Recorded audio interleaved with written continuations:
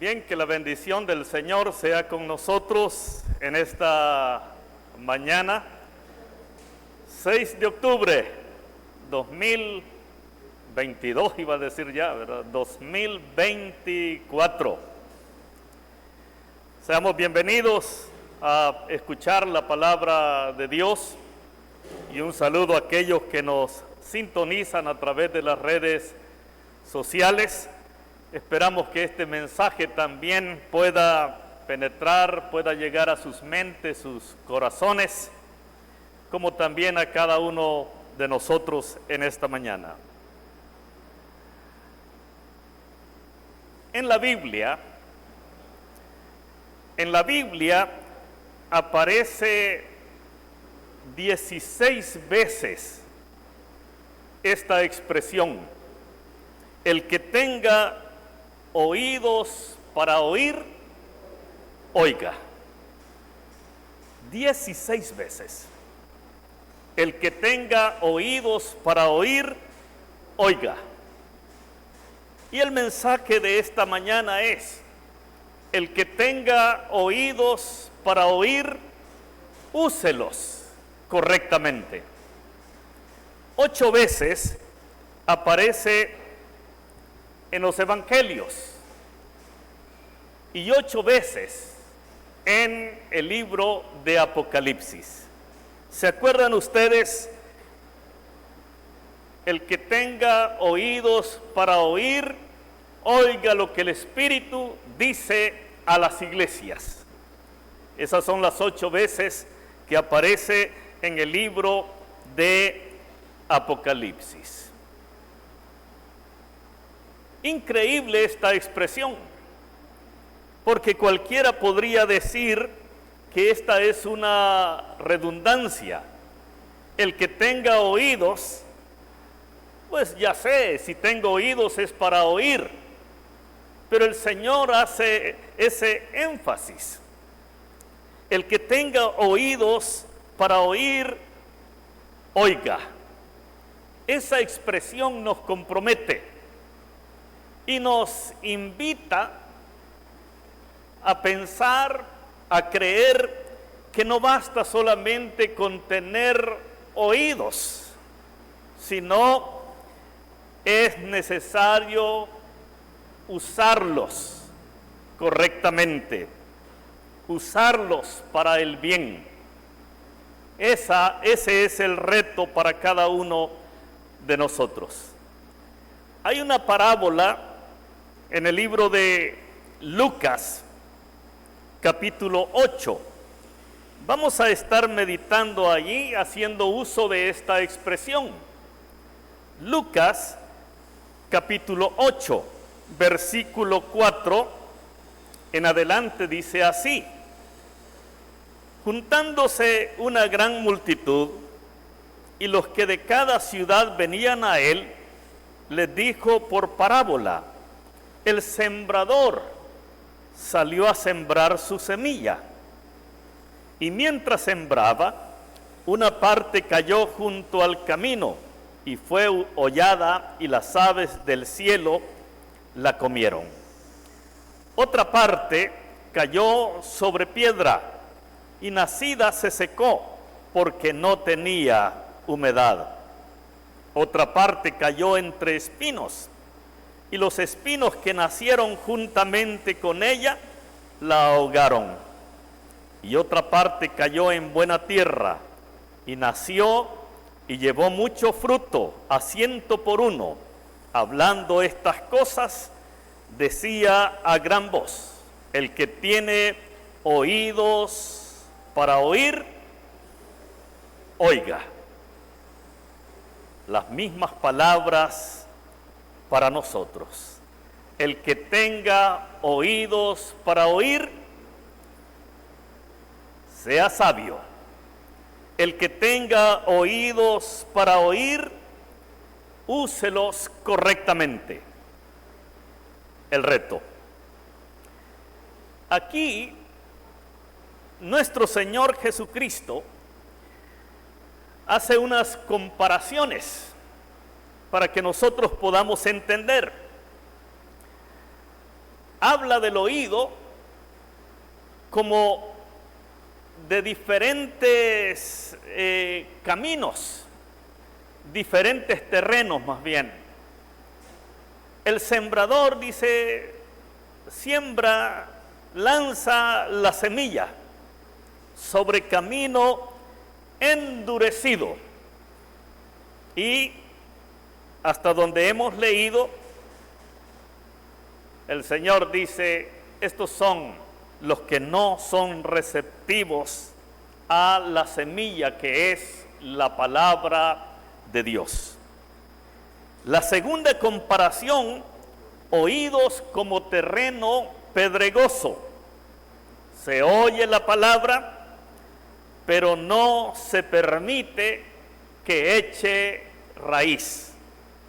La tercera clase de terreno, oídos como terreno lleno de hierbas malas, demasiado crecidas, demasiado espinosas. La semilla no tiene la oportunidad de crecer y dice Jesús, por lo tanto se ahoga. Y una cuarta clase de terreno, comparado con los oídos, buen terreno, bien arado, capaz de discernir, listo para oír la voz de Dios, y produce, dijo el Señor, frutos al 100 por 1. Y luego él dice esa expresión, el que tenga oídos para oír, oiga. El que tenga oídos para oír, oiga. Allí estaban los discípulos de Jesús. Y cuando ellos escucharon esto, al igual que los fariseos, al igual que los saduceos, los escribas y toda la gente que estaba allí, no entendieron aquella expresión. Y en el versículo 9 dice esto, y sus discípulos le preguntaron, diciendo, ¿qué significa esta parábola? Y él dijo, a ustedes les es dado a conocer los misterios del reino de Dios, pero a los otros por parábolas, para que viendo no vean y oyendo no entiendan. Oiga esto, viendo no vean, oyendo no comprendan, no entiendan. Y en el 11, nuestro Señor Jesucristo explica la parábola. Recuerde, los oídos son comparados a 4 distintas clases de terrenos. Y eso somos nosotros en esta mañana. Uno de esos terrenos es usted. Uno de esos terrenos soy yo. Y aquí vamos a meditar, vamos a tratar de abrir nuestras mentes, nuestros corazones. Dice el versículo 11, esta es pues la parábola, es decir, la explicación. La semilla es la palabra de Dios. Oiga, la semilla es la palabra de Dios. La semilla es la que sembramos, ya sea de labios, con nuestro testimonio. La semilla, dice el Señor, es la palabra de Dios. Y lo de junto al camino, nótese, junto al camino. ¿Qué ocurre o cómo se forma un camino? Hay que transitar por él. Y generalmente son veredas endurecidas. Generalmente, si la semilla cae ahí, no tiene mucha oportunidad para crecer, porque está endurecido. Dice Jesús, estos de junto al camino son los que oyen. Oiga esta expresión de Jesús en cada uno de los terrenos comparados a nuestros oídos. Todos oímos, todos oyen. Dice Jesús, los de junto al camino son los que oyen. Han oído la palabra. Luego viene el diablo y quita de su corazón la palabra para que no crean y se salven. Qué interesante esta expresión de Jesús. Esta clase de oídos, valga la redundancia, han oído la palabra, pero su oído es comparado como tirar semilla, como lanzar la palabra de Dios en un camino que ha sido pisoteado. Por lo tanto, está endurecido. Y dice Jesús, estos son los que oyen, pero viene el diablo, hablando a los cristianos, viene el diablo y quita de su corazón la palabra. Hermanos y amigos, hay una tarea del diablo, hay un trabajo de Satanás incesantemente. Él quiere quitar la palabra de Dios de nosotros, de sus hijos. Sabe que si logra quitar la palabra de Dios, equivale como a quitar nuestra fe. Dice, viene el diablo y quita de su corazón la palabra. ¿Por qué la quita? ¿Por qué con facilidad quita la palabra? Porque esa no ha tenido oportunidad de echar suficiente raíz. Aquí hay un mensaje para nosotros. ¿Quiere usted que Satanás no arrebate la palabra de Dios en usted? Hay que conocer más de la palabra de Dios. Hay que beber más de la palabra de Dios. Hay que comprender más la palabra de Dios. ¿Sabe usted cómo nos habla Dios? A través de la palabra. No es cualquier palabra. Usted dice, yo quiero que Dios me hable. Vaya a la palabra de Dios. Dios no le va a hablar a través de otros medios, sino a través de su palabra, su Hijo, nuestro Señor Jesucristo. Yo decía a la clase de jueves aquí que hay 3 alergias de las que padece Satanás. Satanás es alérgico a la oración. Satanás es alérgico a la adoración. Satanás es alérgico a conocer la palabra de Dios. Por lo tanto, una persona que ora, una persona que adora y una persona que lee la palabra de Dios, ¿qué va a pasar? Satanás no tiene cabida allí. Y lo más seguro es que después de estar batallando, Satanás le va a dejar a usted y va a ir a esos que la palabra ha sido sembrada en ese camino o en ese terreno pisoteado que no ha echado raíz, y el diablo con facilidad le va a arrebatar.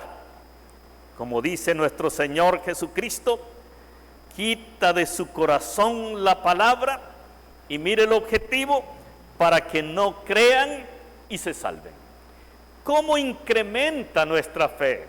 ¿Cómo incrementa nuestra creencia en Dios?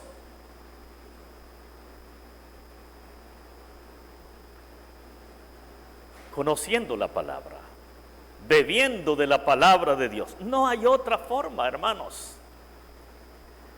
Sin embargo, vivimos en una sociedad atacada 24 horas al día por sonidos. Vea usted, sonido allí enfrente, sonido de los autos, sonido acá de los ventiladores. Pero estos no son peligrosos. Hay otros sonidos a los que usted y yo somos expuestos 24 horas al día, que no son los sonidos de Dios. Y por eso, nuestras raíces, hablando de la fe, no son muy profundas. Hay sonidos que son del mundo, hay sonidos que son de Dios. Y usted y yo tenemos que aprender a distinguir eso. Dice Jesús a estos que la palabra la toman de una manera ligera, que si es posible, no hay que traer Biblia. Para eso la tengo allí en el teléfono. Si nosotros programáramos el teléfono, que nos pudiera decir cuánto tiempo hemos dedicado a videos, que no son videos cristianos, cuánto tiempo hemos dedicado a música que no edifica, películas que no edifican, gente poderosa en el mundo que trata de vendernos o hacernos ver un estilo de vida, pero conforme al mundo. Y no nos damos cuenta, porque yo decía, la sociedad de hoy, lo he dicho muchas veces, es la sociedad light, ligera, práctica. No queremos molestarnos en averiguar las cosas. En los años 60, una persona que se declaraba atea había leído la palabra de Dios y hacía anotaciones. Cuando discutía con alguien por qué no creía en Dios, tenía argumentos. Y aquellos creyentes tenían argumentos para decir por qué creo en Dios. Ahora no. Ahora la gente es atea, pero no sabe por qué es atea. Simplemente no me pasa en mi cabeza, no creo en Dios. Pero lo lamentable es que muchas veces hablamos de los cristianos y si le dice, ¿y por qué crees en Dios? No sé. Creo en Dios, pero no sé. No tomamos el tiempo para indagar. Y al diablo le encanta eso. El diablo le encanta que acepte las cosas así por así, porque otro lo dice. Y eso se deja ver en las publicaciones. El pueblo que no lee, el pueblo que no oye, como dice Jesús. Pablo dijo a los tesalonicenses, 1 Tesalonicenses 5:21, oídlo todo, pero retened lo bueno. ¿Cómo poder distinguir eso? Hay que leer. Y la mejor fuente de lectura que trasciende, que nos puede hacer salvos, ¿qué es? La palabra de Dios. La palabra de Dios. Hermanos, palabra de Jesús. El que tenga oídos para oír, oiga. La segunda clase de terreno, versículo 13, los de sobre la piedra. Oiga esto, ya no es un camino solo endurecido, sino como piedra. ¿Se puede imaginar oídos así? Como piedra.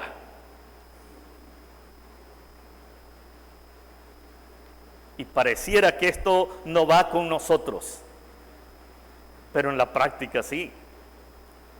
Fíjese que somos más ágiles para compartir un chiste en redes sociales, para compartir informaciones que a veces nada, no hemos averiguado, no es verdad. A veces estamos haciendo ricos a los que están publicando eso sin darnos cuenta. ¡Qué terrible!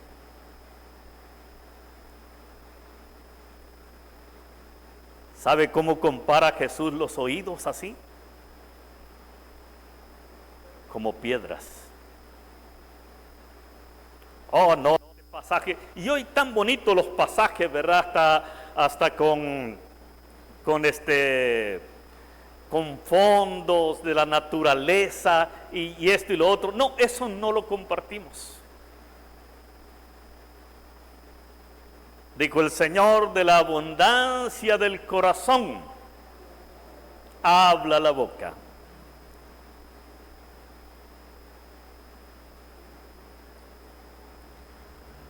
Dime lo que publicas en las redes sociales y yo voy a darme cuenta quién eres, diría el Señor. Esto dice Jesús, versículo 13, son los que habiendo oído, siempre oyen, así de vez en cuando, habiendo oído, versículo 13, reciben la palabra con gozo, pero estos no tienen raíces, creen por algún tiempo y en el tiempo de la prueba se apartan.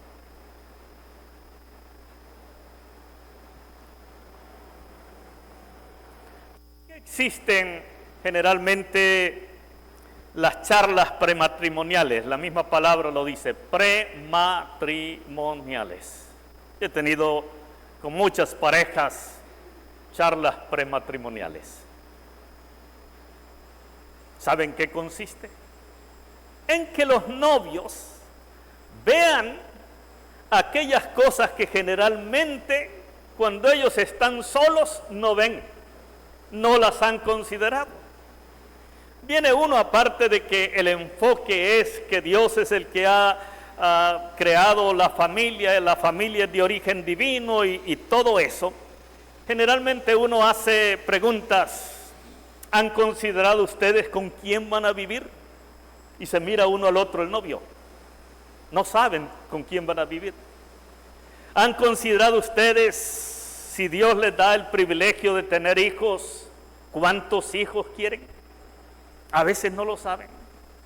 ¿Han considerado ustedes cómo van a manejar las finanzas?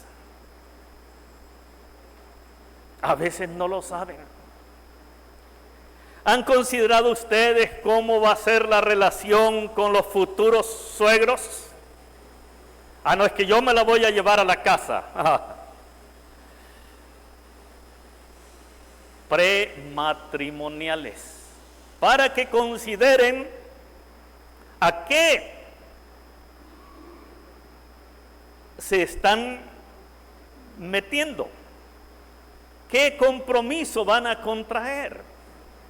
Prematrimoniales. Cuando esto no se analiza, cuando esto no se sabe, ¿sabe qué ocurre después en los matrimonios? Con facilidad se acompañan, con facilidad se casan, con facilidad también se separan. Y ahí van, hijos por aquí, hijos por allá, probando por aquí, probando por allá, en la nueva modalidad. Somos novios, viven ya como pareja, pero somos novios, 4 o 5 años, y no la presento como mi esposa o como mi esposo, siguen siendo novios. ¿Pero por qué? Dice, es que si en estos 4 o 5 años de novios, si nos va bien, pues nos vamos a casar y vamos a pensar en hijos. Pero si no somos compatibles, cada quien por su lado, y aquí no ha pasado nada. Vaya, esa regla no la veo yo en el diseño original de Dios en la Biblia.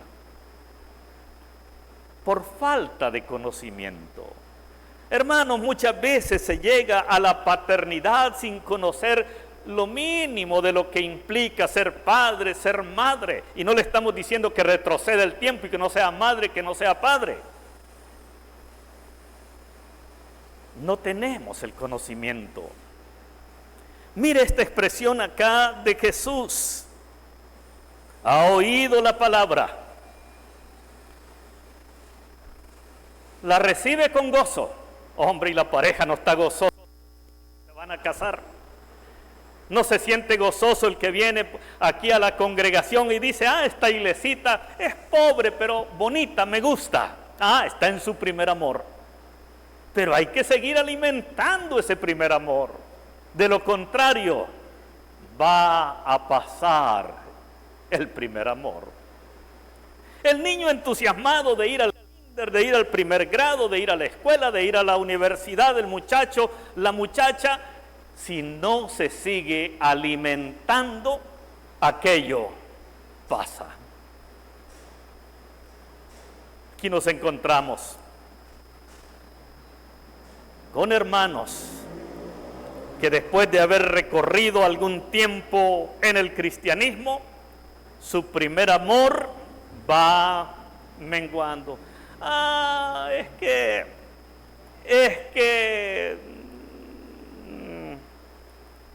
¿Será que tiene valor de decir, yo he fallado? Conozco unos cuantos que me han dicho eso y los felicito. Aquí no hay otro culpable más que yo. ¿Cómo se requiere de valentía para eso? Pero a veces estamos pensando, es que los hermanos, es que ahí no tienen amor, es que ahí hay una argolla, es que ahí esto y lo otro. Dice Jesús, estos reciben al principio con gozo la palabra. Oiga, con gozo la palabra, pero no tienen raíces. ¿Por qué no tienen raíces? ¿Qué pasó? ¿Por qué no hay raíces? Poco estudio de la palabra de Dios, poca oración, poca adoración al Señor. Casi dirían ustedes, hermanos, hermano a mí, ¿verdad? Este mensaje no es para nosotros, sino para los que no están aquí. Pues tal vez los atrapamos a través de las redes. Lucas, que es donde estamos estudiando. Me voy a saltar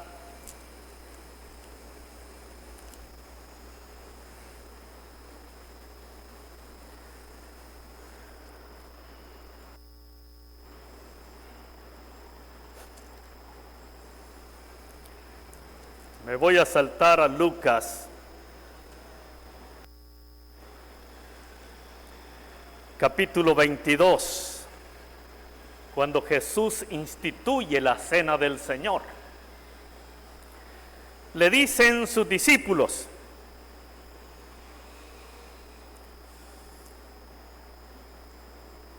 ¿dónde quieres que preparemos la Pascua?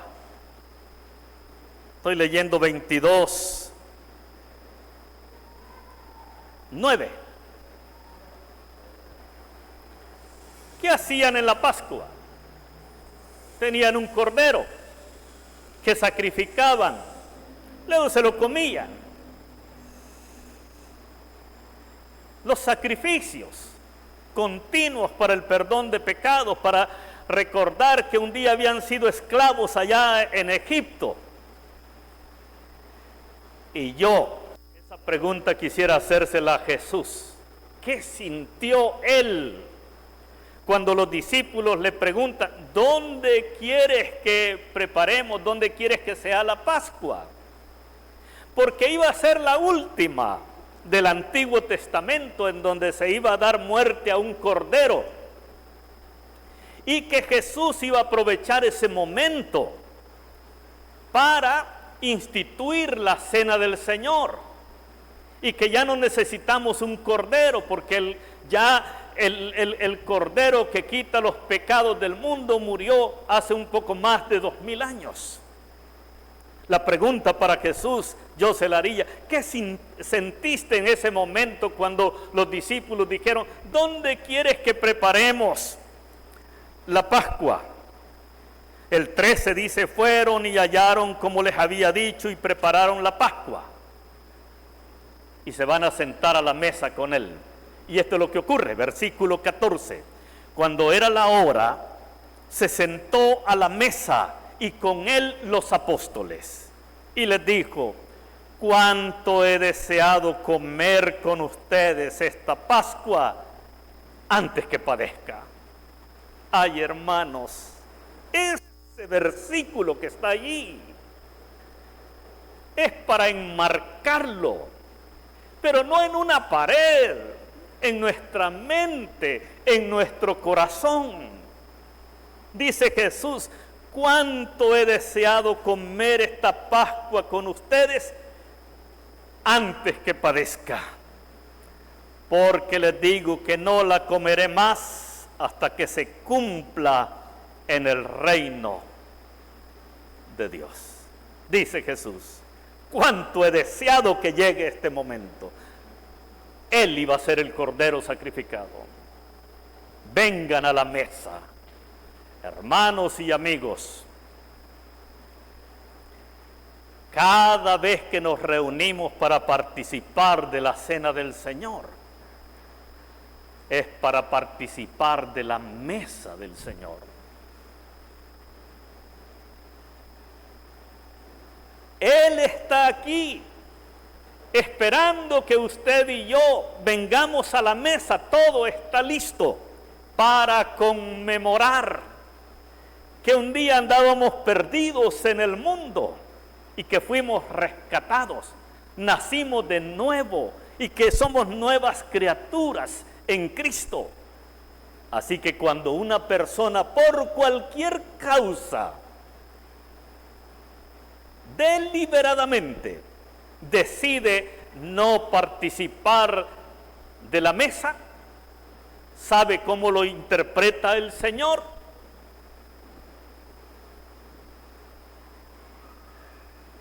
No le interesa. ¿Se acuerdan ustedes de aquella enseñanza donde fueron invitados a las bodas y dijo uno de ellos, bueno, he comprado 5 yuntas de bueyes, por tanto debo ir a probarla? Mentira. Nadie prueba 5 yuntas de bueyes por la noche. Los eventos eran de 6 de la tarde en adelante en aquellos tiempos. Otro dijo, he comprado una hacienda y necesito ir a verla. Nadie va a ver una hacienda por la noche, más en aquellos tiempos donde no había energía eléctrica. Otro dijo, bueno, aquel quería justificar mejor, tú sabes, acabo de casarme y por lo tanto no puedo ir. ¿Sabe cuánto se le concedía en el Antiguo Testamento a aquel que se casaba para que complaciera a su mujer? 1 año. Tenía 1 año. Era exento de ir a la guerra, exento de todo. Ocúpese. Imagina una luna de miel de 1 año. Pero él dijo, no, tú sabes, acabo de casarme. Ninguna excusa era válida. Solo esta. Nadie se atrevió a decir, no me importa el evento. Nadie se atrevió a decir, no estoy interesado en la boda.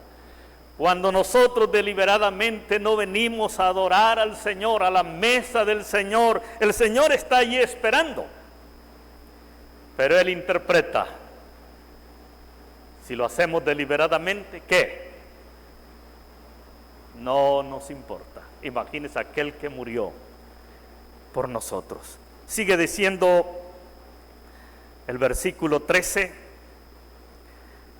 estos creen por algún tiempo, en el tiempo de la prueba se apartan. ¿Cómo así? Igual que el matrimonio, cuando en las charlas prematrimoniales, ahora sí están listos, quieren casarse, la mayoría siempre se casa, pero ya están sabidos.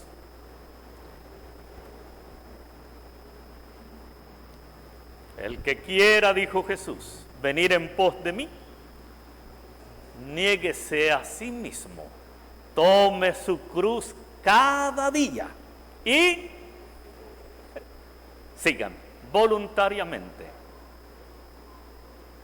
Dice, estos reciben con gozo la palabra, pero cuando llegue la prueba no la entienden.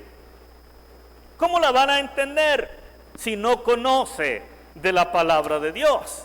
Conoce del celular, conoce del Facebook, conoce de X, conoce todo lo demás sabido y por haber. Pero no conocemos lo fundamental, lo que trasciende la palabra de Dios. Cualquier otro logro acá en esta tierra, títulos, propiedades y todo, hermanos, aquí queda.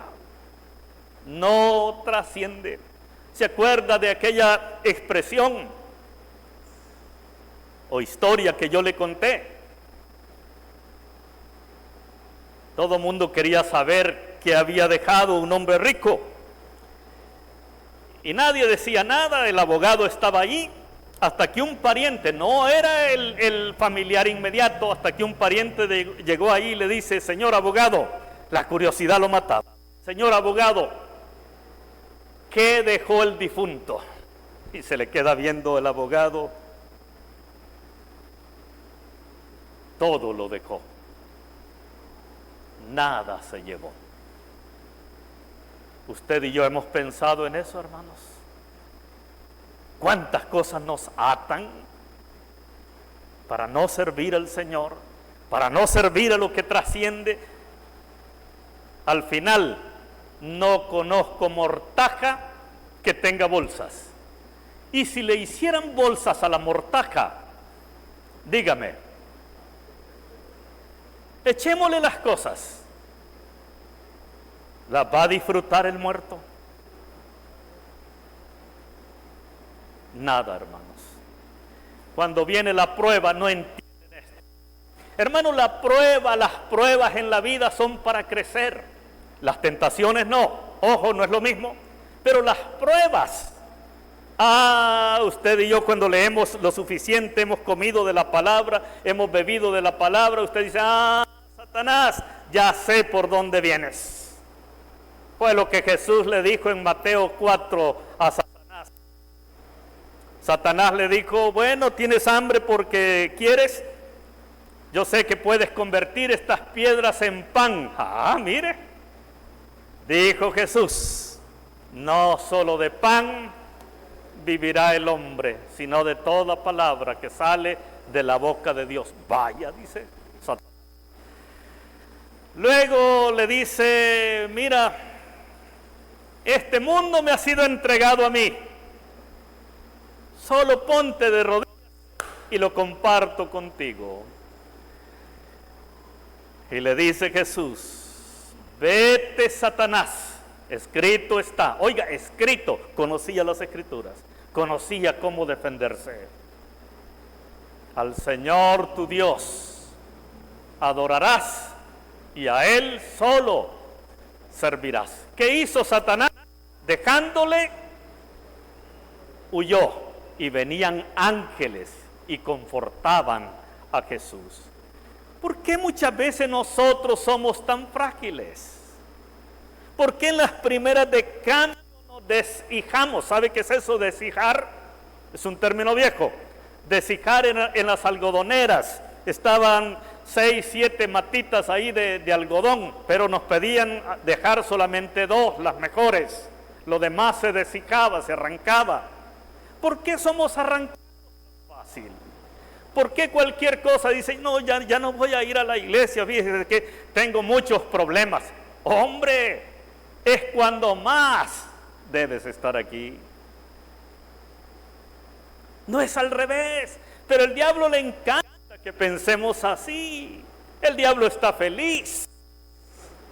Síguele, no te molestes. Vienen las pruebas. Y dice Jesús, en el tiempo de la prueba, se apartan. Porque no conocen que esto es parte de la vida.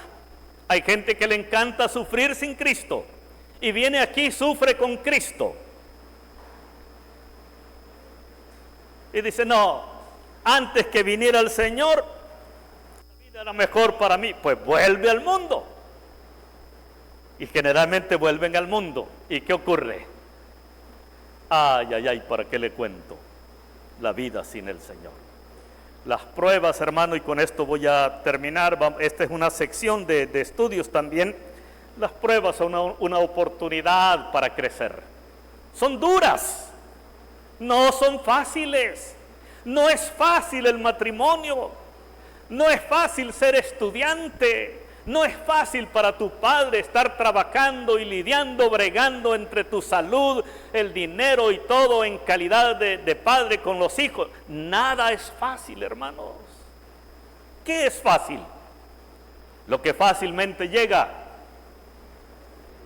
fácilmente se tira y se deja. Todo cuesta. Cuando leemos y conocemos lo suficiente de la palabra de Dios, entonces nosotros llega la prueba y dice, ok, voy a tratar de crecer en esta prueba. Algo voy a sacar de positivo. Y si es una persona que le está dando lata, o como usted dice, esa persona me está haciendo la vida en cuadritos, más adelante usted le va a dar gracias a Dios por haberle permitido en su camino a esa persona. Si no hubiese sido esa persona, usted no hubiese dependido más de Dios en oración, más de la palabra de Dios, más en adoración como asamblea.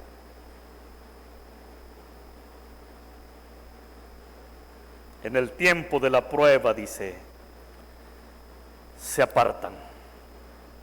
Hermanos, es nuestro compromiso. Y yo termino. Ahora sí, le repito nada más. Por lo menos 3 cosas Satanás es alérgico.